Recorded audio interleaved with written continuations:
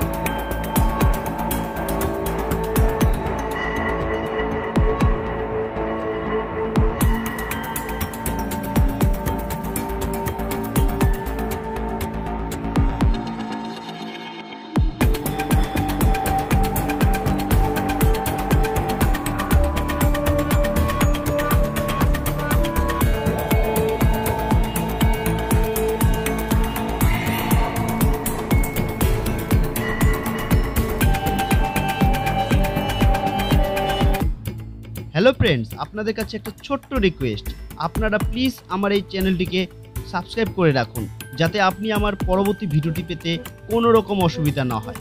আর হ্যাঁ, আপনারা অবশ্যই জানান আপনি কোন বিধানসভার অন্তর্গত এবং কোন দলকে সাপোর্ট করেন, জানান আমার কমেন্ট বক্সে।